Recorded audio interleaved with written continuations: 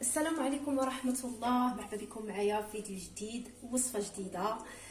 وصفتنا اليوم ان شاء الله وصفة اللي غتهنيكم السعال الجاف، نزلات البرد، انفلونزا، جميع المشاكل ديال هذا الموسم هذا اللي كنعانيو منها بزاف. المهم انا راني بحثت وقلبت وجربت بطبيعة الحال. انا ما تنجيبش لكم شي وصفة ما مجربهاش ومتأكدة منها 100% ان شاء الله. اليوم جبت لكم وصفة طبيعية اللي غضرب لنا عصفورين عفوا بحجر واحد. كيفاش؟ اننا ان شاء الله غادي نعالجوا ونداويو الانفلونزا الا كانت عندنا، او السعال، ضيق الصدر، ضيق التنفس، جميع المشاكل اللي كيكون عندنا في هذا الموسم ديال البرد هذا. وفي نفس الوقت غادي نرفعوا المناعه ديالنا. علاش؟ لان اغلبيه الناس وقع لهم واحد المشكل، انهم كيبراو وكيرجعوا ترجع لهم المرضى، كيبقاو يتسائلوا علاش انا يلاه بريت وعاود ترجعت لي المرضى وكترجع اقوى من اللي كانت في الاول.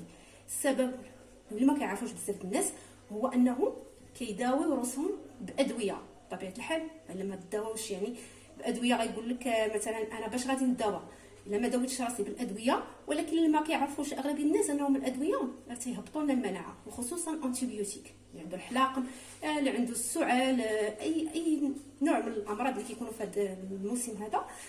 انتيبيوتيك بالاخص 50% واكثر كيهبط المناعه ديالنا. هذاك الشيء علاش كتمشي للمرضى كتبرا، من بعد كتاكل هذاك الدواء بطبيعه الحال كتبرا، ولكن من بعد اسبوع او اسبوعين كتعاود ترجع لنا المرضى وكترجع اقوى من اللي كانت.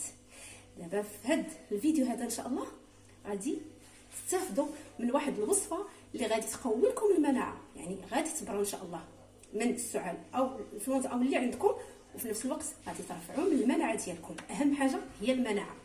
ما نطولش عليكم بزاف ان شاء الله، ندوزو المكونات اللي عندي، ومكونات كلهم طبيعيين متوفرين في كل بيت، يعني تقدروا تلقاوهم كاملين عندكم، او لو كانت واحد الحاجه ولا جوج ما عندكمش تقدروا تاخذوها غير من عند العطار، يعني شي حاجه اللي موجوده.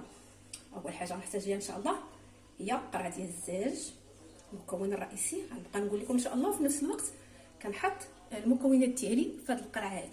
اول حاجه هنا عندي حامضه مغسوله بطبيعه الحال، هنا قطعتها على 4 طريفات.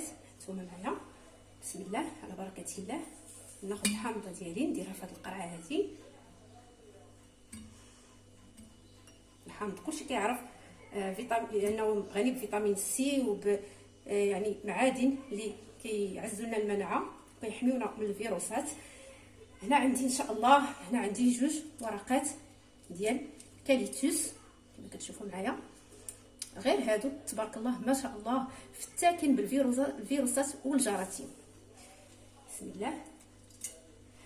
هنا غادي نحتاج القرنفل ما يسمى بالمسمار، عندي هنا تقريبا 7 الحبات ديال القرنفل، غنضيفهم ايضا للقرعه ديالي. هنا عندي زنجبيل الطري، هانتوما السكنجبير الخضر، ضروري هذا السكنجبير هذا، ما ديروش الاخر اللي تنستعملوا في الجاف اللي كنستعملوا في العطريه، ضروري من هذا. بسم الله. غادي نقطعو من النص باش يطلق لنا مزيان.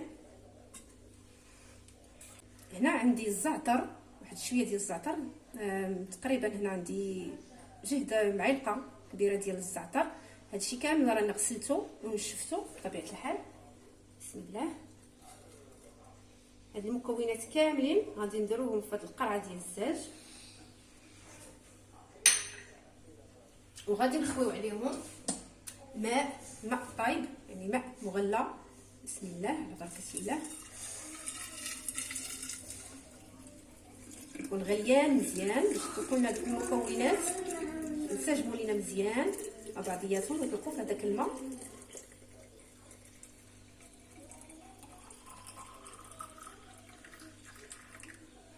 صافي غادي ناخذ الغلاقه ديال القرعه ونسد القرعه ديالي.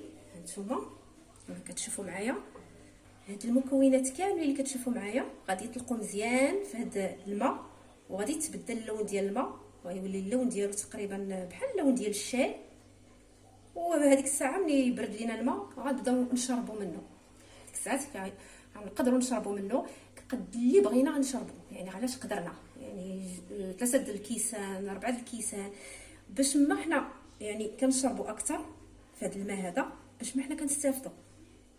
هذا المحلول اللي غادي يعطينا ان شاء الله هاد المكونات كاملين، هذا هو المحلول الرائع اللي غادي يقوي لنا ويعزز لنا المناعه ديالنا وغادي يشافي لنا السعال. هذا هو الاهم، السعال الجاف اللي كيكون في البديه ديال فاش يلاه بنادم تيمرض كيكون واحد السعال خايب، واخا تاكلي الادويه تاكلي ما كترطبش لنا ديك الكحه كما تنقولوا بالدارجه ديالنا الا من بعد شحال من نهار عاد كتبدا ترطب وتولي كنخرجوا ديك الكحه بسهوله. ما في الاول كتكون قاصحه. هذا المحلول هذا الماء راه تيساعد لينا داك السعال الجاف انه يرطب ودغيا كنتخلصوا منه ودغيا تنبراو، يعني نقدروا من بعد ما نشربوا هاد القرعه هذه كامله نكملوها.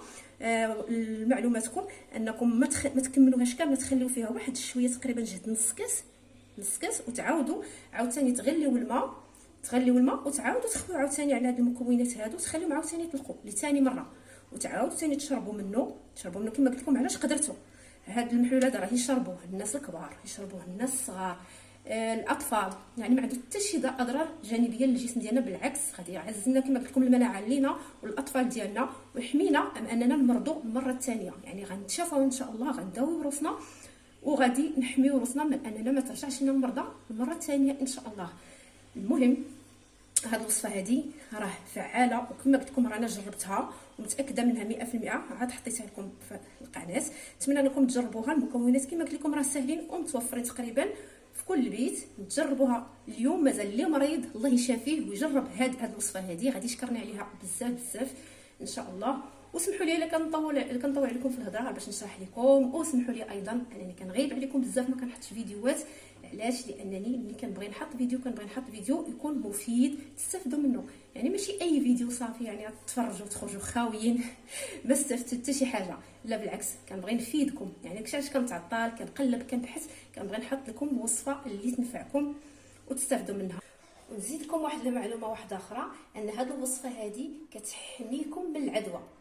اي الا مرض شي واحد عندكم في الدار كما كتعرفوا كلشي كيتبعو كيمرض، يعني مريض الدار كاملين تيمرضوا. علاش؟ حيتاش كيتعادوا كيتصابوا بالعدوى.